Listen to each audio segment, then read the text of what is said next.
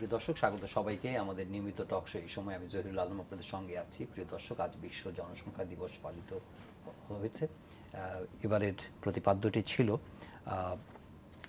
Family planning, empowering people, developing nation.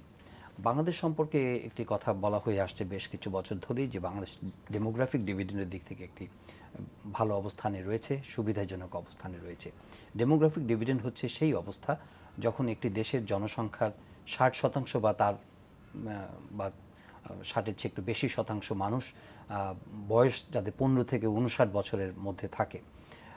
এর স্থায়িত্ব সর্বোচ্চ 2 থেকে 3 দশক পর্যন্ত হয়ে থাকে, এবং সেই হিসেবে বাংলাদেশ আগামী 2033 সাল পর্যন্ত ডেমোগ্রাফিক ডিভিডেন্ডের মধ্যে থাকবে বলে একটা ধারণা বা আলোচনা আছে। এর একটি অন্যতম বৈশিষ্ট্য হচ্ছে যে সংশ্লিষ্ট দেশের জনসংখ্যা যে গতিতে বাড়ছে, তাদের কর্মক্ষম শ্রমশক্তির হার তার চেয়ে বেশি হারে মানে দ্রুত গতিতে বাড়ে। বাংলাদেশে এই অবস্থা কিভাবে দৃষ্টিগোচর হচ্ছে এবং আমরা যতটা আলোচনা করছি সেই হিসাবে ডেমোগ্রাফিক ডিভিডেন্ড সুবিধা পেতে শুরু করেছে কিনা বা পাওয়ার জন্য কোনো কার্যকর উদ্যোগ আমাদের আছে কিনা সে বিষয় নিয়ে আলাপ করবার জন্য দুজন অতিথিকে আজ স্টুডিওতে আমন্ত্রণ জানিয়েছে। শুরুতেই পরিচিত হব। রয়েছেন doctor Shamsul Alam, senior secretary এবং মেম্বার, প্ল্যানিং কমিশন, স্বাগত আপনাকে। রয়েছেন ডক্টর ওবায়দুর রব, কান্ট্রি ডিরেক্টর, পপুলেশন কাউন্সিল, স্বাগত আপনাকে। ট্রেডিশনাল যে পপুলেশন ডে, সেটা আলোচনা তো অনেক বিস্তৃত আমরা করতেই পারি, কিন্তু আজকে আমরা ওদিকে যাচ্ছি না। আমরা এই ডিভিডেন্ড যে কীভাবে আমরা পাবো, একটা অ্যাক্টিভ পপুলেশন বা ওয়ার্কিং পপুলেশনকে কিভাবে কাজে লাগানো যায়, সেটা নিয়ে কাগজে কলমে, পত্রপত্রিকায়, টেলিভিশনে, সেমিনারে প্রচুর আলোচনা হয়েছে, যে আমরা খুব ভালো অবস্থার মধ্যে রয়েছি। আমি যদি আপনার কাছ থেকে শুরু করতে চাই, কারণ আমরা জনসংখ্যা নিয়ে দীর্ঘদিন ধরে কাজ করে আসছেন, কি ডিভিডেন্ডের মধ্যে আমরা ঢুকেছি এবং আমরা সেটার জন্য কি প্রক্রিয়া অনুসরণ করছি সোফার? ডিভিডেন্ড একটা সমষ্টিগতভাবে বলতে হলে যে দেশের জনসংখ্যায় এক্সেস ম্যান পাওয়ার আছে, কাজ কর্মক্ষম, তার সেইখানেই ডিভিডেন্ড বলা হচ্ছে বেসিক্যালি কনসেপ্ট অনুসারে। এখন আমাদের দেশে যেটা হলো গত 30 বা 25 বছরের হাই ফার্টিলিটির জন্য একটা বাচ্চার জন্ম হয়েছিল যারা এখন কর্মক্ষম হিসাবে আসতেছে। এখন আমাদের এট দিস মোমেন্ট যদি নাম্বারের দিকে বলেন, প্রায় ধরেন 10 কোটি লোক কর্মক্ষম আমাদের দেশে, আর 6 কোটি আমরা বলি যে কর্মক্ষম না। কর্মক্ষম না যেটা আপনি বললেন 10 থেকে 15, এই 60-এর উপরে, এই যদি ভাগ করেন সেই হিসাবে প্রায় গড়ে ধরেন একজন কর্মক্ষম নয়, যেরকম এর এগেনস্টে প্রায় 1.7 1.8 কর্মক্ষম লোক আছে। এই যে কর্মক্ষম লোক যেগুলো আছে, এগুলো যখন প্রপারলি ইউটিলাইজ করতে পারি, তা আগামী 30-32 বছরের ভিতরে আমরা ধনী হওয়ার যে একটা যেটা দেখেছি আমরা অন্যান্য দেশে, সেইটা নিতে পারবো। কিন্তু এটা তো হঠাৎ করে এসে পড়ে যাবে না, এটার জন্য আপনাকে প্রিপেয়ার হতে হবে। কিন্তু সেই প্রিপারেশনের স্টেজে কিন্তু আমরা নেই। এই প্রত্যেক বছর ধরেন আমাদের দেশে 30 বছরের মধ্যে 5 বছর তো পার হয়ে গেছে। প্রত্যেক বছর ধরেন গড়ে আমাদের দেশে প্রায় 30 লক্ষ বাচ্চার জন্ম হচ্ছে, রাফলি 30 লক্ষ বাচ্চার জন্ম হচ্ছে।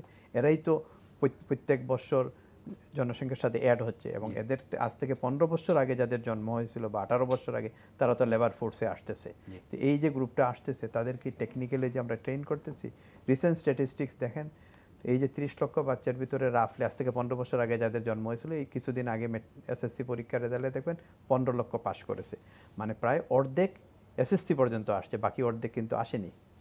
তো এদেরকে যদি আমরা টেকনিক্যালি ট্রেন করতে না পারি, তাহলে তো আমরা যে মিল ফ্যাক্টরি বা যা অর্থনৈতিকভাবে উন্নতির যে সোপানগুলো আছে সেগুলো নিতে পারবো না। মিডল ইস্টে প্রত্যেক বছর 5 থেকে 7 লক্ষ লোক পাঠাই আমরা, মিডল ইস্ট সহ এই দেশগুলোতে। আমরা খুব কমই টেকনিক্যালি ট্রেন লোক পাঠাই। এসএসসিতে মাত্র 1,20,000 এসএসসি ভোকেশনাল পাস করে, যেখানে রেগুলার এসএসসি পাস করে প্রায় 11 লক্ষ। এই যে টেকনিক্যাল এডুকেশন না দিয়ে যদি মিল ফ্যাক্টরিতে আমরা না পাঠাতে পারি, তাহলে তো আমরা সেই ইন্ডাস্ট্রি ইমপ্রুভ করবে না। ইন্ডাস্ট্রি না করলে আমরা সেখান থেকে ডিভিডেন্ড পাবো না। এখন ডিভিডেন্ড, ডক্টর শামসুল আলম, এটা মানে ট্রেডিশনাল নলেজ, এটা যে আমি জানি না, আপনি ভালো বলতে পারবেন, যে এটা একটা জাতির জন্য এই ধরনের সুযোগ একবারই আসে, অথবা 1000 বছরের মধ্যে একবার আসে, যেখানে 15 বছর থেকে 59 বা 60 বছরের জনসংখ্যা প্রিভেইল করে, বেশি কর্মক্ষম জনসংখ্যা বেশি থাকে। আমরা সেই যুগে পদার্পণ করেছি, এবং আমাদের ইতিমধ্যে 30 বছর যদি এটা এক্সিস্ট করে, তাহলে 3 দশক, তাহলে মোটামুটি half A decade already we have got over. না, এটা খুবই প্রাসঙ্গিক প্রশ্ন এবং এটা গুরুত্বপূর্ণ প্রশ্ন যখন আমরা একটি উন্নত দেশে উন্নীত হতে চাচ্ছি। 15 থেকে 59 বছর বয়সের জনসংখ্যা 1974 সনে ছিল, মানে এই অংশটাতে 15 থেকে 59 হার ছিল 49 ভাগ। এটা 2011 সনের জনসংখ্যার যে জরিপটা হলো তাতে এটা 59% হয়েছে। আশা করছি এখানে 15 থেকে 60%, মানে কর্মক্ষম লোকের সংখ্যা। তো 2001-এ ছিল 7% লোক নির্ভরশীল, মানে 15-এর নিচে আর 60-এর উপরে 7%। তখন ছিল 6% 2001-এ, 2016-তে সেটা 7%, 2050-এ গিয়ে এটি হবে 20%। মানে কি পরিমাণ লোক তখন কর্মের সঙ্গে যুক্ত থাকবে না কিন্তু নির্ভরশীল, কর্মক্ষম লোকের 20%। তো জনসংখ্যার যেটা বোনাস বলছি বা ডিভিডেন্ড, সেটি হলো এই কর্মক্ষম লোকের। কত সালে গিয়ে বলছেন যদি 20% নির্ভরশীল, 2051-তে গিয়ে 20%। মানে কিন্তু আমাদের ডিভিডেন্ডের যে প্রজেকশন নেই, আপনারা যেরকম বলছেন যে ডিভিডেন্ড পিরিয়ড না, এটা হচ্ছে 20% পৌঁছে যাবে। আর ডিভিডেন্ড যে পিরিয়ডটা সেটা হলো এই যে সংখ্যাধিক্য, তখনই তো ডিপেন্ডেন্ট লোকের সংখ্যা বেড়ে যাবে যদি ডিভিডেন্ড পিরিয়ডটা যখন শেষ হয়ে যাবে। এটা শুরু হয়েছে অনেকে বলে 2001-2 থেকে। এটা কয়টা ধাপ থাকে জনসংখ্যা এই বোনাসের। তো 2001-2 থেকে শুরু হয়েছে, কারো কারো মতে 10-12 থেকে এটা শুরু হয়েছে। অর্থাৎ তখন সবচেয়ে 2012 থেকে সবচেয়ে নির্ভরশীল লোকের সংখ্যা সবচেয়ে কম ছিল। এটা কত পার্সেন্ট? এটা 6%। এটা চলবে 2033, না সেটা না, নির্ভরশীল লোকের সংখ্যা যখন 2012 বা 11-তে সেটা 6%-এর নিচে। 6% হচ্ছে আপনি বলতেছেন 60-এর উপরে, 60-এর কিন্তু বাচ্চাদের 15-এর পরে, 15-এর আগে ডিপেন্ডেন্সি রেশিও যদি আমি বলি, আপনি যখন সংখ্যাটা জানতেই চাইলেন যে ডিপেন্ডেন্সি রেশিওটা হচ্ছে, আপনাকে আমি সংখ্যাটা বলি। 2001-এ ছিল 0.66, হ্যাঁ, ডিপেন্ডেন্ট রেশিও। অর্থাৎ ডিপেন্ডেন্ট জনসংখ্যা আমার মোট জনসংখ্যা, কর্মক্ষম জনসংখ্যার উপরে। আর এখন এটা 12-13-তে এসে 0.46 হলো, 0.66 থেকে 0.46 হলো আপনার এখন 2016-তে, এবং এটি আরও কমবে। এই ডিপেন্ডেন্সি রেশিও 2021-এ গিয়ে হবে 0.44। সর্বাধিক পিরিয়ড, মানে বোনাসের সবচেয়ে ভালো পিরিয়ড। দুটা কর্মক্ষম লোকের এগেইনস্টে একটা কর্মক্ষম লোক না, এইটা চলবে আপনার এরকম নির্ভর। সবচেয়ে কম থাকবে 32-33 পর্যন্ত, সবচেয়ে কম থাকবে 2026-এ 0.43, আর এটা বাড়তে থাকবে আবার 2036 থেকে 0.43-এ চলে যায়, এটা বাড়তে থাকবে। 2051-এ হবে 5.51, মানে একজন কর্মক্ষমের এগেইনস্টে একজন কর্মক্ষম না, তো আদা হয়ে যাবে। এর থেকে জনসংখ্যার এই বোনাসের পিরিয়ডটা বের করা গেল। অর্থাৎ সবচেয়ে কম ডিপেন্ডেন্সি পিরিয়ড বাংলাদেশে শুরু হলো 2012-13 থেকে, এটা চলবে 33-34 পর্যন্ত। 26-এ গিয়ে সবচেয়ে সুবিধাজনক অবস্থায়, অর্থাৎ সুবিধাজনক অবস্থায় পৌঁছাতে যাচ্ছে আমরা। অর্থাৎ এই সময় যে সর্বাধিক লোক কাজ করবে, সেই সময় করার মতো উপযুক্ত থাকবে, কিন্তু করবে কিনা সেটা আলাদা প্রশ্ন, বা সুযোগ পাবে কিনা, সেজন্য তো আজকের এই প্রশ্ন। তাদেরকে সেভাবে কাজে লাগানোর ব্যবস্থা আমরা করছি কিনা, সেটা কাজে লাগানোর ব্যবস্থা অবশ্যই আমরা করছি। আমরা যখন ষষ্ঠ পঞ্চবার্ষিক পরিকল্পনা করি, সেটা মানব সম্পদকে সর্বাধিক গুরুত্ব দিয়েই করেছিলাম। যদিও আমরা বাস্তবত আমরা অবকাঠামোর দিকে বেশি ব্যয় করতে হয়েছে, বা বিদ্যুৎ উৎপাদন, মানে জ্বালানি এবং অবকাঠামো। সপ্তম পঞ্চবার্ষিক পরিকল্পনায় স্পষ্টভাবে আমরা বলেছি শিক্ষা স্বাস্থ্যকে সর্বাধিক ব্যয় বাড়ানোর জন্য, এবং সেটা এখন কিছু আমরা কিন্তু সেটা করে যাচ্ছি। এই বছর সেটা এসছে মানব সম্পদের ক্ষেত্রে। যদি আমরা সকল শিক্ষা দেখি, মানে প্রাইমারি থেকে উচ্চ শিক্ষা পর্যন্ত, কারিগরি সব মিলে এবার কিন্তু ব্যয় যথেষ্ট বাড়ানো হয়েছে। আর যেটা বলা হচ্ছে, আমরা শিক্ষা বাড়ানো, পরিমাণগতভাবে বাড়ানোর জন্য অনেক বিশ্ববিদ্যালয় বাড়ানো হয়েছে, বেসরকারি বিশ্ববিদ্যালয়ের সুযোগ দেওয়া হয়েছে। বহু পলিটেকনিক গত 7-8 বছরে কিন্তু আমরা অনুমতি দিয়েছি।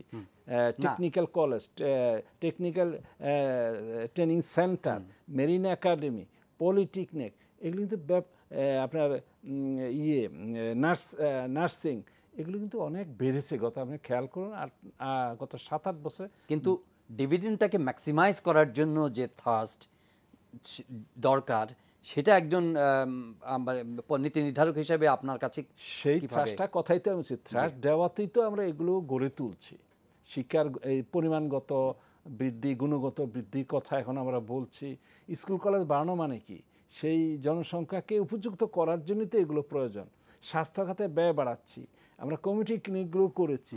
এটি মানব সম্পদ যদি সুস্থ সবল হয়, প্রশিক্ষিত হয়, কারিগরি শিক্ষা যদি গ্রহণ করে, যেটা উনি বলতেছেন যে কারিগরি শিক্ষার প্রসঙ্গ এনেছিলেন, তাহলেই কিন্তু জনসংখ্যার আমরা সর্বাধিক ডিভিডেন্ডটা অর্জন করতে পারবো বা নিতে পারবো। আপনার কাছে কি মনে হয় আসলে কি বাস্তবে কি সেইভাবে কি মানব সম্পদ গড়ে তোলার যে প্রচেষ্টা, সেটা কি যথেষ্ট তাৎপর্য? প্রচেষ্টা শুরু হয়েছে গত 7-8 বছর ধরে, কিন্তু এটার স্পিডটা বাড়াতে হবে। স্পিড যদি না বাড়ায়, আমরা সেই রেগুলার স্পিডে যদি যাই, যেটা 5 থেকে 7% বা 10% গ্রোথ, তাহলে কিন্তু আমরা ক্যাচ করতে পারবো না। এখন শামসুল আলম সাহেব যেটা বললেন যে আমাদের ধরেন নার্স আগে ট্রেন করতাম 3000, এখন প্রায় নার্সের ইনটেক হলো 10,000। ডাক্তার আগে ট্রেন করতাম ধরেন বৎসরে আমাদের টোটাল ইনটেক ছিল 15,000, এখন ডাক্তারের ইনটেক প্রায় 30,000। তো মানে আমরা ইনটেক ডেফিনেটলি বাড়তেছে। কতগুলো মেডিকেল কলেজ একটু দেখুন বেড়েছে, এই তো 30,000 মতো আমরা ছাত্র কিন্তু ইনটেক নিচ্ছি। এখন কতজন পাশ করে বাইরেতে সেটা পরের হিসাবে আপনি বের করতে পারবেন। সিমিলারলি পলিটেকনিক্যাল প্রাইভেট সেক্টরে অনেক করা হয়েছে, কিন্তু আপনার নাম্বারটা, আমাদের শেয়ার নাম্বারটাও তো বড়। এখন আমরা যদি 30 লক্ষ বাচ্চার জন্ম হয় এবং এই 30 লক্ষ বাচ্চাকে ধরেন আজ থেকে যদি আমি 33 পর্যন্ত বা 35 পর্যন্ত যাই, আমাদের এই 30 লক্ষ বাচ্চা কমে 22 লক্ষর মতো হবে। আমি 22 থেকে 25 লক্ষর মতো বাচ্চা হবে আমাদের জন্ম হবে, এবং 22-25 লক্ষ লোক মারা যাবে যখন আমরা ডেমোগ্রাফিক্যালি রিপ্লেসমেন্ট লেভেলে যাব, যখন আমাদের জনসংখ্যা 20-21 কোটি হবে। তো 22 থেকে 25 লক্ষ বাচ্চাকে তো টেকনিক্যালি ট্রেন করতে হবে। এটার জন্য এনাফ স্কুল আমাদের নাই এখন, মানে পার্টিকুলারলি প্রাইমারি স্কুল আছে আমাদের 100% এনরোলমেন্ট কিন্তু প্রাইমারি স্কুলে করতেছি, এবং পিএসসি পাস করতেছে অ্যাপ্রক্সিমেটলি 95%। জিএসসিতে আসেই দেখেন আমাদের নাম্বার কমে যাচ্ছে, আর এসএসসিতে আসে অর্ধেক হয়ে যাচ্ছে। তো এই জিনিসটাকে করার জন্য আমাদের হাই স্কুল লেভেল বাড়াতে হবে, যেটা আমরা চেষ্টা করতেছি। এমপিওভুক্ত করার জন্য অনেকগুলো স্কুলকে নেওয়া হয়েছে, নতুন করে নেওয়া হচ্ছে, কিন্তু যেটা প্রশ্ন থেকে যাচ্ছে যে এমপিওভুক্ত হওয়ার সাথে সাথে সেই স্কুলগুলোতে আমরা কি কারিগরি শিক্ষা দিতেছি পারি নাই এখন পর্যন্ত। এবং এইটা নিয়ে ডিসকাশন হচ্ছে যে কারিগরি শিক্ষা কি আমাদের রেগুলার স্কুল থেকে দিতে পারি, না আমরা কি একটা কারিগরি স্কুল আলাদা বানাতে হবে, এখন সেইটা নিয়ে ডিসকাশন হতে পারে। প্রাইভেট সেক্টরে যে কারিগরি স্কুলগুলো হচ্ছে, যেমন প্রাইভেট সেক্টরে ইউনিভার্সিটির মতোই, সেইগুলা থেকে ওই রকম ছাত্র প্রডিউস হচ্ছে না। এখন টাকা পয়সার ব্যাপার আছে একটা, এখানে কারিগরি শিক্ষার জন্য ব্যয়বহুল শিক্ষা, সেইটার জন্য সাবসিডির ডেফিনেটলি দরকার আছে। এটা recurring expenditure significantly high tuition fee থেকে, সেইটার জন্য আমাদেরকে সরকারের যে সাবসিডির ব্যাপার আছে, এখন 22,000, 23,000, 25,000 কোটি টাকা যদি আমরা এডুকেশন সেক্টরে, বা 30,000 কোটি টাকাও যদি এডুকেশন সেক্টরে আমরা অ্যালোকেট করি, এটাও সেই ক্ষেত্রে আমাদের নাম্বারের জন্য সেটা সাফিসিয়েন্ট না। ডেফিনেটলি এটা ইনক্রিজ হয়ে সিগনিফিকেন্টলি বেড়ে আসছে আগের বাজেটগুলো থেকে, কিন্তু আমাদেরকে স্পিড বাড়াতে হবে, সেইটা হলো। উনি জন্মের কথা বললেন 30 লাখে, তবে জব মার্কেটে প্রতি বছর মানে কত লোক, আচ্ছা আমি আপনাকে কত লোক ঢুকছে এবং তাদেরকে কিভাবে প্রোভাইড করা হচ্ছে? খুবই সরাসরি প্রশ্ন এবং ভালো প্রশ্ন। তার আগে একটু বলে নিই, আমরা শিক্ষার কিন্তু একটু ঝোঁক পরিবর্তন এসছে। সেটি হলো এই 2009-এ কারিগরি শিক্ষায় শিক্ষিত, যেটাকে আমরা technical and vocational education train ছিল 3% মোট শিক্ষিতের, মানে এখন সেটি কিন্তু 14% পৌঁছেছে। তো 3 থেকে 14-তে নেওয়াটাও একটা মানে বড় রকমের পরিবর্তন। আমরা আরও হয়তো পারি বা চাই, সেটা তো বটেই, কিন্তু ধারাটা শুরু হয়েছে। তবে একটু দেখেন, আমাদের দেশের মন মানসিকতা পরিবর্তন প্রয়োজন, কেবল সরকার বললে তো হবে না। আপনি একজন এমএলএসএস তো আমরা সবাই বুঝি, 4র্থ শ্রেণীর যে আমাদের পিয়ন, যেটা সোজা বা এটা দরখাস্ত হলে এমএ পাস পর্যন্ত দরখাস্ত পড়ে 4-5 হাজার টাকার বেতনের জন্য কয়েকশো গ্রাজুয়েট পড়ে যাবে ওর মধ্যে, আমি নিশ্চিত আপনারা সকলেই জানেন। একজন ড্রাইভার চান 15,000 টাকা বেতনে, অর্থ বিনিয়োগ করতে রাজি আছেন, এইটার জন্য দেখবেন যে আপনি লোক পাচ্ছেন না। আপনি একটা 15,000 টাকা বেতনের একজন ড্রাইভার পাবেন না, কিন্তু একজন ওই এমএলএসএস পোস্টের জন্য এমএ পাস শত দরখাস্ত করে। তার মানে শিক্ষাটা কোন ধাপে ছিল অতীতে। অর্থাৎ এমএ পাস করবো 4,000 হলে আমি সন্তুষ্ট, কিন্তু একটা ড্রাইভার প্র্যাকটিক্যাল কাজ করে আমি 16, 17, 18,000 কামাবো, সেদিকে কিন্তু আমরা যাইনি। এখন আমি বলছি এই মন মানসিকতা আমাদের পরিবর্তন প্রয়োজন, অভিভাবক বা জনগণের। আমি একটা কথাটা বলি, আপনি হয়তো কীভাবে নেবেন। চুল কাটাই এক জায়গায়, আমি তাকে হাসতে হাসতে প্রশ্ন করছি, তুমি মাসে কত আয় করো? একটা অন্তর্মতা হয়, যেহেতু একই দোকানে যাই। স্যার সব রেখে টেকে আমি 1.5 লাখ টাকা মাসে থাকে, 4 জন লোকের 1.5 লাখ টাকা আমার থাকে। তো একটা সব চুল কাটে 1.5 লাখ টাকা থাকে, কিন্তু এই চুল কাটার লোকগুলো আপনি পাবেন না, মানে তৈরি হচ্ছে না। আমাদের ওই কাজের বা পেশার এই যে দৃষ্টিভঙ্গিটা পরিবর্তন হওয়া দরকার, সেই জিনিসটা কিন্তু বড় দরকার। সর্বশেষ আপনি যে প্রশ্নটা করেছেন সেটি হলো যে আমাদের কর্মবাজারে প্রবেশ করছে যা তার কর্মসংস্থান হচ্ছে কিনা। কর্মবাজারে প্রবেশ করছে কম করে হলো, আপনি তো শুনেছেন 30,000 জন্ম হয়, 30 লক্ষ কর্মবাজারে 18 থেকে 20 লক্ষ প্রত্যেক বছর আসছে। মানে ওগুলো সব একসঙ্গে তো আসে না, আর অন্ত মারাও যায়। আমাদের ধারণা 18 থেকে 20 লক্ষ কর্মবাজারে আসে। তো সেই হিসাবে আমরা পরিকল্পনা সাজিয়েছিলাম ষষ্ঠ পঞ্চবার্ষিক পরিকল্পনা, যাতে অন্তত দেশ বিদেশে যে এবং দেশে যে কর্মসংস্থান হয় তাতে যেন 20-22 লক্ষ কর্মসংস্থান সৃষ্টি হয়। তো যাই হোক, এবছর যেটা আমরা করেছি সপ্তম পঞ্চবার্ষিক পরিকল্পনায়, এই 5 বছরে 1,29,00,000 কর্মসংস্থানের আমরা চিন্তা করেছি বিভিন্ন কার্যক্রমে বা প্রবৃদ্ধি বাড়িয়ে, এক্সপোর্ট বাড়িয়ে, এগুলো আমরা ওইভাবে প্রাক্কলন করেছি। কর্মবাজারে আসবে 20 লক্ষেরও বেশি বছরে। হ্যাঁ, কর্মবাজারে আসবে প্রায় 20 লক্ষ, ধরুন 99 লক্ষ কর্মবাজারে আসবে এই 5 বছরে। তো 99 লক্ষ আসলে অন্তত 20 লক্ষ যদি কর্মসংস্থান করা যায়, তাহলে এই কর্মবাজারের চাহিদাটা আমরা মিটাতে পারবো। তো সেদিক থেকে আপনাকে বলতে পারি, প্রবৃদ্ধির হার যদি 7% উপরে থাকে বা ধরুন 8% হয়, 8% হওয়া মানে প্রত্যেক শতাংশে 2.5 লক্ষ কর্মসংস্থান হয়। একটি সাধারণ হিসেব আছে আমাদের আইএলওর, এটাকে রুল অফ থাম্ব বলে ইংরেজিতে। তো 8% প্রবৃদ্ধি মানে হলো 8কে 2.5 দিয়ে পূরণ দিন, 20 লক্ষ। কাজেই এই জন্য প্রবৃদ্ধিটাকে 8% নেওয়ার কথা আমরা চেষ্টা করছি, বলছি যে অন্তত এই পরিকল্পনাকালে 7% উপর ছাড়িয়ে 8-এ যেতে হবে। কিন্তু একটা আলোচনা, যদি 7-এ নাও যায় 8-এ, এটা তো আমরা দেশের কথা বললাম, বাইরে কিন্তু আমরা 5 থেকে 6 লক্ষ লোক পাঠাচ্ছি, মানে কর্মসংস্থানে যাচ্ছে। সেদিক থেকে দেশে প্রয়োজন 14 থেকে 15 লাখ, 13-14 লাখ কর্মসংস্থান হলেই কিন্তু কর্মবাজারের চাহিদাটা অন্তত মিটানো যায়, যদি প্রবাসী যাওয়াটা এইভাবে অব্যাহত থাকে। কিন্তু এই কর্মসংস্থানের নেচারটা কেমন? এটা মানে এটা আমাদের, যেটা আমরা শুরুতে ছিলাম ডেমোগ্রাফিক ডিভিডেন্টে, সেটা আমাদের অপটিমাম রেজাল্টস, অপটিমাম আউটপুট দেওয়ার জন্য এই কর্মসংস্থানগুলোকে সেই লেভেলের না। জব আমরা সাধারণত যে কর্মী আমরা তৈরি করছি, যাদের আমরা কাজের সুযোগ করে দেব, আমরা বলবো যে ডিসেন্ট জব চাই, শোভন কাজ। মানে আপনি যেটুকু আয় করবেন তাতে আপনার জীবন জীবিকা চলবে, শোভন, এবং আপনার কাজের নিরাপত্তা থাকবে, এটাকে আমরা শোভন শ্রম বলছি। আমরা যে কাজের কথা বলছি সব মিলিয়ে তারা যে অন্তত বেতনটি পাবে, সে এবং তার তো খেয়ে পড়ে ভালো থাকা, মোটামুটি সে চলতে, সেটা তো আমাদের ডিভিডেন্ড দেওয়ার মতো অবস্থায়, মানে আমরা যে অপটিমাম বোনাস না পাবো। না, আপনি এটা খেয়াল করুন, আমরা ডিভিডেন্ড বলতে বোঝাচ্ছে সে কাজ পাওয়া, আমাকে সে উদ্বৃত্ত দিবে, সেটা তো ডিভিডেন্ড। আমাদের তো লক্ষ্য উচ্চ মানে ডেভেলপ নেশনে যাওয়া। এখন আমরা নিম্ন মধ্যমায় আছি, মধ্যমায় যাব, তারপরে উচ্চ আয়ের দেশে পরিণত হতে চাই আমরা। আপনার নাম্বারগুলো তো মানে ফিক্স না, মানে এই নাম্বারগুলো ধরেন ডেমোগ্রাফিক যে প্রজেকশনের উপর নির্ভর করে করতেছি। আমাদের 10 বছর পরে মানুষের সেই মন মানসিকতা চেঞ্জ হলে ডিফারেন্ট চেঞ্জ হতে পারে নেচারের দিকে। তো যেটা শামসুল আলম সাহেব বললেন যে প্রায় 20 লক্ষর ভিতরে আমাদের জন্য 5-6 লক্ষ বিদেশ পাঠিয়ে দিচ্ছে, আর 14-15 লক্ষ করতে হবে। আপনি একটা সিম্পল স্ট্যাটিস্টিক্স দেখেন, যদি আমাদের 30 বিলিয়ন থেকে 50 বিলিয়ন ডলারে গার্মেন্টস এক্সপোর্টে যাবো, এটা যাবোই আমরা, এটা খুব বেশি কষ্ট লাগবে না, আমরা যেতে পারবো। সেই গার্মেন্টস সেক্টরেই তো আগামী 7 থেকে 8 বছরে আপনার প্রায় 40 লক্ষ লেবারের দরকার।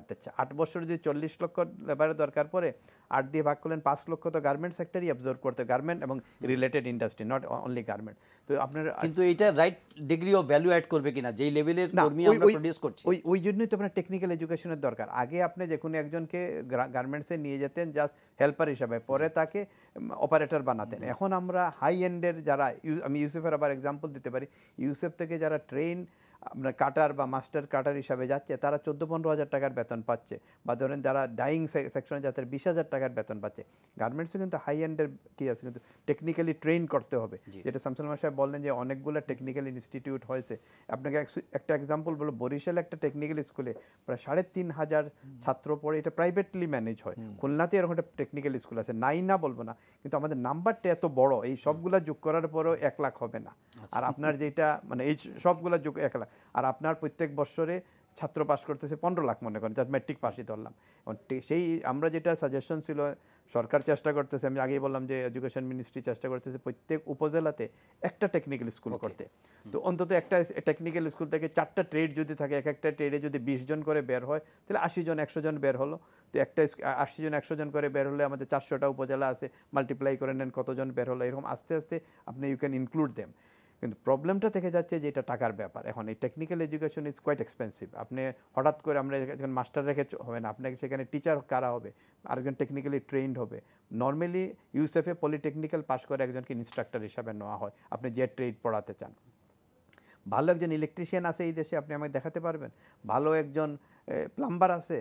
নাই। কিন্তু আমাদের প্লাম্বিং ইনস্টিটিউটে আমরা ভর্তি হইনি একে। ওই যে শামসুল সাহেব বললেন, মন মানসিকতা এরকম যে আমি মেট্রিক পাস করে একজন ভালো প্লাম্বার হব না, মেট্রিক পাস করে আমি ভালো ইলেকট্রিশিয়ান হব না, মেট্রিক পাস করে আমি একজন পিয়ন হব, এমএ পাস করে পিয়ন হব। আমি এমএ পর্যন্ত গেলাম, মেট্রিক পাস করে। কিন্তু আমি নিজে চেষ্টা করি, আমি একটা ব্যাংকের সাথে জড়িত আছি, BDBL, Bangladesh development bank limited, যেটা শিল্প ব্যাংক এবং শিল্প ঋণ সংস্থার মার্জারে হয়েছে। সেই ব্যাংকে থেকেও তো ওরা চেষ্টা করা হচ্ছিল এক সময় যে আমাদের ইন্ডাস্ট্রিগুলো গ্রো করার জন্য, কিন্তু আমরা কতটুকু আগাতে পারলাম? খুব বেশি আগাতে পারিনি। কারণ প্রবলেমটা হলো টেকনিক্যাল ম্যান পাওয়ার তৈরি করা একদিনে হবে না। তো আমাদের যেটা সরকারের ডেফিনেটলি পজিটিভ স্টেপে যাচ্ছে, কিন্তু সাথে সাথে প্রাইভেট সেক্টরকে আগিয়েও আসতে হবে, সেইটা আমরা অস্বীকার করতে পারবো না। এখন এই যে আমাদের গার্মেন্ট সেক্টরে বড় বড় যারা আছি, তারা তো কিছু ইনস্টিটিউট বানাবো, আমরা তো বানাচ্ছি না। ডক্টর শামসুল আলম, আমরা এই রিসেন্ট কিছু আলোচনার মধ্যে দেখি যে আমাদের গ্রোথ হচ্ছে ভালো এবং আমরা ইনক্রিজিংলি সিগনিফিকেন্টলি আমরা আগে যাচ্ছি, কিন্তু কর্মসংস্থান কিন্তু আসলে আপনি যেভাবে যে চিত্রটা বললেন, কিন্তু মানে প্র্যাকটিক্যাল আলোচনায় দেখা যাচ্ছে যে কর্মসংস্থান লেড গ্রোথ হচ্ছে না আমাদের দেশে। এই আলোচনাটা কিভাবে? এই আলোচনাটা একেবারেই তাত্ত্বিক। কর্মসংস্থান লেড গ্রোথ হচ্ছে না এটা বলা মুশকিল। এই জন্যে আমাদের কর্মসংস্থানগুলো কোথায় হচ্ছে, আমি বলতে পারি যে কর্মসংস্থানহীন গ্রোথ হবে যদি আইসিটিতে আজকে 5-10 বিলিয়ন আমরা এক্সপোর্ট করতাম। আইসিটিতে অত কর্মসংস্থান প্রয়োজন হয় না, মানে যেহেতু এটা একটু উন্নত ধরনের প্রযুক্তির মাধ্যমে 10 জন 20 জনের কাজ একজনে করে বা 50 জন কাজ একজনে করে ফেলছে। আমরা আইসিটিতে 500 মিলিয়ন অনলি আর্ন করি। তো সে দেশে আপনি কি মনে করেন এত অটোমেশন হয়েছে আমার দেশে যে মানুষ ব্যবহার করছি না, রোবোটিক্স ব্যবহার করছি, হাতে কাজ করছি না? কাজে এই বিষয়টি কিছুটা আমি বলবো যে ভ্রান্তি ধারণা ছড়াচ্ছে। কারণ আপনি নিজের চোখে দেখুন, ম্যানুফ্যাকচারিংয়ে দেখুন যেখানে কাজকর্ম হচ্ছে, এমনকি যেখানে ডিজিটাইজেশন হচ্ছে, সেখানে তো মানুষই করছে এখনও। আমার দেশে যতদিন না রোবোটিক্স আছে, যতদিন না আইসিটি থেকে আমরা 50-100 বিলিয়ন আর্ন না করতে পারবো, ম্যানুফ্যাকচারিং তো ডার্ট অফ সেটা স্কিল ওয়ার্কফোর্স আছে, সেটা গ্রোথ হবে, কর্মসংস্থান তত হবে না। কিন্তু এই পর্যায়ে বাংলাদেশ এখনও যায়নি, এই জন্যে যে আমাদের প্রযুক্তিগত পর্যায়ে এখনও কিন্তু আমরা নিচের দিকে। এটা উচ্চ দিকে গেলে অটোমেশন হবে, তখন আমি রোবোটিক্স দিয়ে কাজ করবো, মেশিন দিয়ে সব মানে আমি ক্যালেন্ডারিং করবো, আমরা কাপড় চোপড় ইস্ত্রি করবো, সেখানে মানুষের টাচ থাকবে না, ঢুকিয়ে দেবো, সে ধুয়ে মুছে এটা ইস্ত্রি হয়ে এক পর্যায়ে গিয়ে বেরোবে। সেই পর্যায়ে বাংলাদেশে কোথাও ওই প্রযুক্তি যায়নি।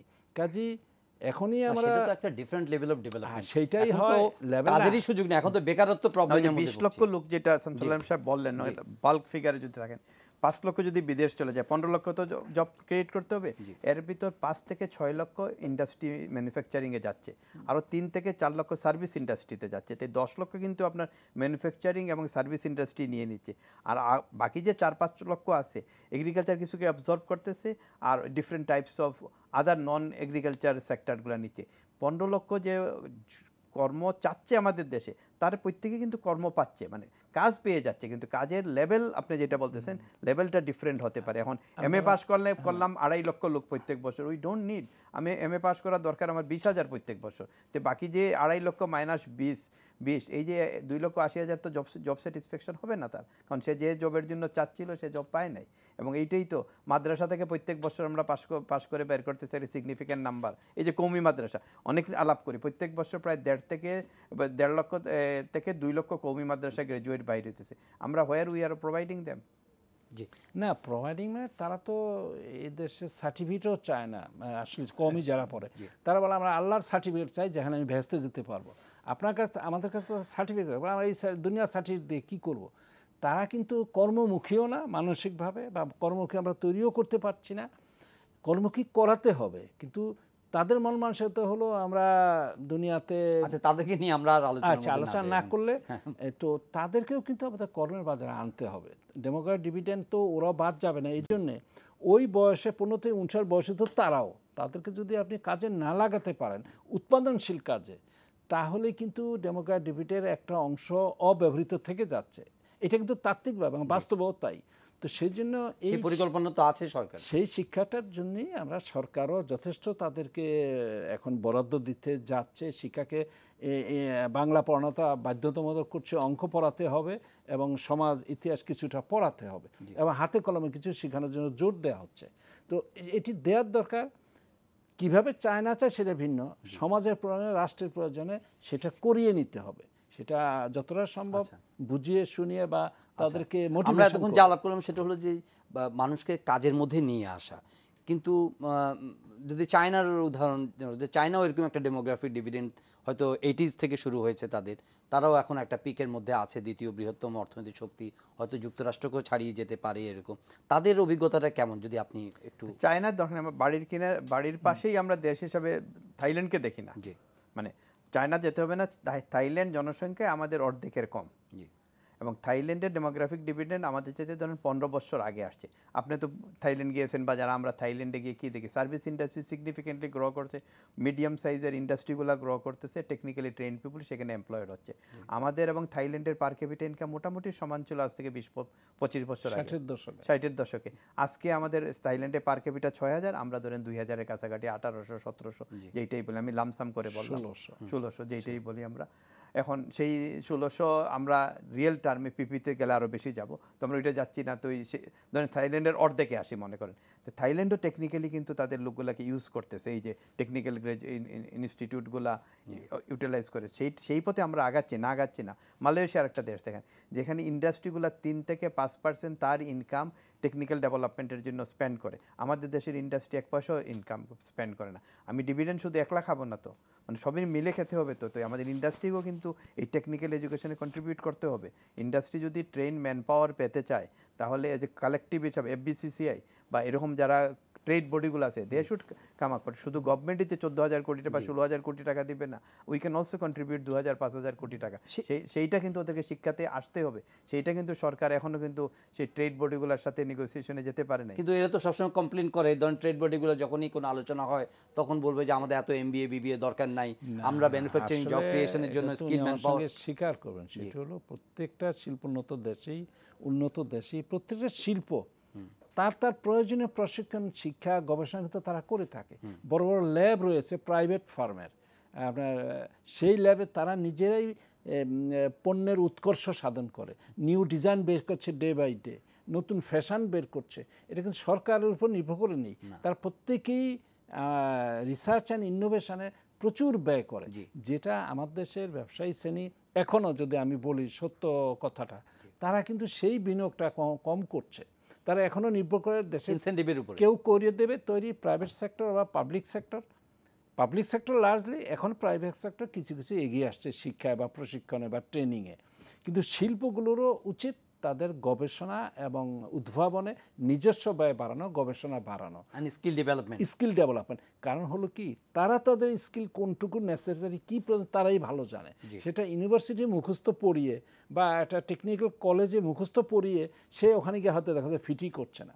কাজে ইন্ডাস্ট্রি স্পেসিফিক, শিল্পভিত্তিক যে চাহিদা, এখন ফ্যাশনের জন্য যারা গার্মেন্টস, তাদের ফ্যাশন ইউনিভার্সিটি তাদেরই তৈরি করতে হবে এবং চালাতে হবে, তাহলে তাদের প্রয়োজনটা কিন্তু ওখানে ভালো আপনার মিটবে।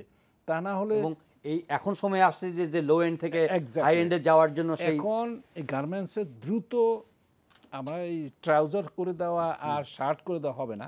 এখন হাই এন্ড মানে হলো আপনি স্যুট সাপ্লাই করবেন, ভালো উলেন সোয়েটার দামি, সেটা আপনারা তৈরি করবেন, আরো বেশি করতে হবে, ব্যাপকভাবে করতে হবে এবং উন্নত মানের, উন্নত দামের, সেটা আমরা হাই এন্ড বলছি। সেই হাই এন্ডের দিকে যেতে হবে, প্রোডাক্ট ডাইভার্সিফিকেশনে যেতে হবে, সব রকমের পোশাক, শুধু ট্রাউজার আর আমি একটা শার্ট তৈরি করলাম এ দিয়ে কিন্তু আর এখন হবে না। শিক্ষা ব্যবস্থা সম্পর্কে একটু বলেন। আমরা তো প্রচুর এই যে গ্র্যাজুয়েটস তৈরি হচ্ছে প্রচুর, কিন্তু তারা আমাদের ভবিষ্যতের বাংলাদেশকে কনফ্রন্ট করার জন্য, চ্যালেঞ্জেস নেওয়ার জন্য কতখানি উপযুক্ত? হয়তো খেয়ে পড়ে বেঁচে থাকবে, ওই যে এমএ পাস করে যদি এমএলএস চাকরির জন্য দরখাস্ত করে, দ্যাটস ভেরি মানে আনফর্চুনেট সিনারিও, কিন্তু এটা হচ্ছে রিয়ালিটিজ। শিক্ষাটা এখন তো একটা বাণিজ্য হয়ে গেছে, মানে মানে ক্লিয়ারলি বলতে হলে এখন সরকারের যে পাবলিক ইউনিভার্সিটিগুলো প্লাস সরকার ম্যানেজ যেগুলো আছে অন্তত সেগুলো এখনও বাণিজ্যতে যায় নাই, কিন্তু রিমেইনিং যে প্রাইভেট ইউনিভার্সিটিগুলো প্রায় 100+ আছে, মেডিকেল ক্লাস 50+ আছে, এর একটা সিগনিফিক্যান্ট নাম্বার কিন্তু এখন বাণিজ্যতে চলে গেছে। এখন শিক্ষাকে যখন বাণিজ্য হিসাবে আপনি ট্রিট করবেন সেখানে তো করা বড় কষ্টকর। এইখানে কিন্তু সরকারকে শক্ত হাতে কিন্তু কন্ট্রোল করতে হবে, পলিটিক্যাল অ্যাফিলিয়েশন থাকুক আর না থাকুক, we have to control it. কারণ না হলে হবে কি, এই যে যেটা গ্র্যাজুয়েট যাদেরকে তৈরি করতেছি তাদেরকে একসময় আমাদেরকে বার্ডেন হিসাবে থেকে যাবে আমাদের উপরে, এবং তাদেরকে আমাদের বয়ে নিয়ে যেতে হবে, there is no other option. এখন শিক্ষার যে গুণগত উন্নয়ন ডেফিনেটলি হয়েছে। আমরা আজ থেকে 30 বছর আগে যে শিক্ষা যে কারিকুলাম এবং যেভাবে পড়ালেখা করেছে, এখন ডেফিনেটলি আমাদের ছেলেমেয়েরা এর চেয়ে ভালো পড়তেছে এবং নলেজ অ্যাকোয়ার বেশি করতেছে, কিন্তু এটা আরও অ্যাডভান্স হতে হবে এবং শিক্ষা প্রযুক্তি নিয়ে আসতে হবে। এখন মাল্টিমিডিয়া স্কুলগুলোতে চলে গেছে, আরও যেতে হবে। আপনার কম্পিউটারের ইউজ যতটুকু করা যায় সব করতে হবে। তো সেইখানে টেকনিক্যাল আবার ঘুরে ফিরে আসতেছে। টেকনিক্যাল বলতে শুধু ওই যে মেকানিক্স না, টেকনিক্যাল বলতে আপনাকে এই যে প্লাম্বার না, ওভারঅল টেকনিক্যাল এডুকেশনের জন্য আপনাকে চিন্তা ভাবনা করতে হবে। রিসেন্টলি ওয়ার্ল্ড ব্যাংকের একটা রিপোর্টে আছে যে আগামী 20 বছর পরে যে জব মার্কেট কী হবে কিন্তু এখন আমরা বলতে পারতেছি না। এখনই আমাদের দেশে ধরেন 1 থেকে 1.5 লক্ষ ছেলে মেয়ে এই যে ওয়েব সার্ভিসিং করে পয়সা আর্ন করে, যেটা শামসুল সব একটু বললেন যে 300 থেকে 400 বিলিয়ন ডলার যে আমরা এই এক্সপোর্ট করি আইটি সেক্টর থেকে, মিলিয়ন যে আইটি সেক্টরে ইম্পোর্ট 500 মিলিয়ন যে অ্যামাউন্টই বলি, এর একটা সিগনিফিক্যান্ট প্রাইভেট সেক্টর থেকে হচ্ছে। ওই যে জব পোস্ট করে দেয়, আমার এই কাজটা কে করবে, আমি 30,000 টাকা দিব, জাস্ট এক্সাম্পল, একজনে করে দিচ্ছে। এরকম প্রায় 1 থেকে 1.5 লাখ ছেলে মেয়ে কিন্তু করছে এবং ভালো রোজগার, ভালো আইটিতে আইটি বেস করে আমাদের দেশে এখন অনলাইন ব্যবসা আরম্ভ হয়েছে, জিনিসপত্র কেনা বেচা থেকে গরু পর্যন্ত কুরবানিতে বিক্রি হচ্ছে। তো এইগুলা স্প্রেড করবে দেশের চতুর্দিকে। এখন আমাদের যেটা শামসুল সাহেব আমার সাথে এগ্রি করবেন, আমাদের যেখানে জিডিপির একটা সিগনিফিক্যান্ট পোরশন ঢাকা এবং তার সারাউন্ডিং এরিয়াতে পড়ে আছে, সেইটাকে কিন্তু ডাইভার্সিফাই করতে হবে। এখন কেউ বলে 40% অফ আওয়ার জিডিপি ঢাকা এবং সারাউন্ডিং এরিয়া কন্ট্রিবিউট করে, কনসেন্ট্রেটেড, সেইটাকে যদি ডাইভার্সিফাই করতে আমরা না পারি, তাহলে দেশের যে প্রত্যন্ত অঞ্চলের যে সুফল পেতে হবে সেটা পেতে হবে। সেটার জন্য প্রোঅ্যাক্টিভভাবে আমাদেরকে এগিয়ে যেতে হবে। যদিও যাচ্ছি এই যে ইকোনমিক জোন করতেছে 100টার ভিতর যদি 10টাও আমরা নিয়ে নিতে পারি, অন্তত 10টা জায়গায় আমি সারপ্রাইজিংলি দেখছি নীলফামারীতে ইকোনমিক জোন হয়েছে, মানে ইপিজেড হয়েছে, there is industries are there. So এইরকম আমাদেরকে চলে যেতে হবে, সিগনিফিকেন্টলি আউটস্প্রেড করতে। ঢাকা থেকে সিলেট পথে যাওয়ার সময় আপনার মানে আমরা যেটাকে শায়েস্তাগঞ্জে বলি, সেখানে একটা বিরাট বড় প্রাইভেট সেক্টরের হয়ে গেছে প্রাণ, সেখানে বিরাট বড় একটা ইন্ডাস্ট্রিয়াল পার্ক করেছে। আর একটু সামনে গিয়ে আমরা শেরপুরে গভর্নমেন্টের ইকোনমিক জোন হবে। তো এরকম স্প্রেড করে দিলে দেশের সমস্ত লোকরা যখন আপনার এই যে কর্ম কম হবে তখন সে কন্ট্রিবিউট করবে ইকোনমিতে, সেইটাই আপনার ডিভিডেন্ডারি, মানে ক্রিয়েটিং অপরচুনিটি, ওইটাই তো জমবে। মানে আপনার যদি 5 জন লোক আপনার বাড়িতে চাকরি, 5 জন যদি মানে উপার্জক্ষম লোক থাকে, তারা যদি 20 টাকা করে পরিবারের জন্য জমাইতে 100 টাকা জমলো, তো এরকম ন্যাশনের জন্য টাকাটা জমবে, সেইটাই আমরা ধনী হব একসময় মধ্য ইনকাম কান্ট্রি থেকে উচ্চ মধ্যম ইনকাম। ডক্টর শামসুল আলম, আসলে কমপ্লাসেন্ট হওয়াতে কোনো সুযোগ নাই, কিন্তু একজন পলিসি মেকার হিসেবে আপনাকে যদি জিজ্ঞেস করি যে আমরা যেই পেসে আগাচ্ছি, আপনার কি গাট ফিলিং যে যেই পেসে আগাচ্ছি, যেই পরিকল্পনা নিচ্ছি, যেই অগ্রগতি আমরা দেখছি 5-7 বছর ইতিমধ্যে পার হয়ে আসার পরে, আমরা কি শেষ দিকে যে কি মনে করব যে না আমরা খুব ভালোভাবেই মানে এটা সুবিধাটা নিতে পেরেছি, নাকি আমাদের আবার হাইতাশ করতে হবে? না, এটা হাইপোথেটিক্যাল, বাট আপনার হাইপোথেটিক্যাল না, মানে আমরা সিইং ইজ বিলিভিং, চোখে যা দেখি তা তো বিশ্বাস করতে অসুবিধা নেই। আমি তথ্যপাত আর বলবো না, আপনি গ্রাম বাংলায় নিজে যান, আপনি কি দেখতে পাবেন? একটা গ্রামের উপজেলা পর্যায়ে এখন আপনার ক্যালক্সের বিক্রি হচ্ছে। ক্যালক্সের কি বলে এটাকে আমরা, না ক্যালক্সের যে দুধ দিয়ে আপনার সিরিয়াল, এটা কিন্তু গ্রামে পাওয়া যায়। তো এখন আর বাড়ি ঘরে গিয়ে দেখেন পরিবর্তন, ফ্রিজ টেলিভিশন নাই এমন বাড়ি বাংলাদেশে কম পাবেন। এটা বলার অর্থ হলো ব্যাপক পরিবর্তন হয়েছে, এবং এই পরিবর্তন শুধু কেবল ভোগের দিক থেকে নয়। আজকে বগুড়ার মতো শহরে 5টি পেপার মিল আছে, সেটা আমরা কয়জনে জানি। আজকে সিলেট যান আপনি, কি সুন্দর সুন্দর প্রাইভেট খাতে পর্যটন কেন্দ্র গড়ে উঠেছে। আপনার গ্র্যান্ড প্যালেস, তারপরে হবিগঞ্জে একটা হলো, এটার নামটা কি আমি চটকা, আপনার নাজিমগড়। সিলেটে প্রাইভেট পর্যায়ে গেলে দেখতে পান বহু পিকনিক কেন্দ্র, পর্যটন কেন্দ্র, আমি বলছি সার্ভিস সেক্টর গ্রামাঞ্চলে।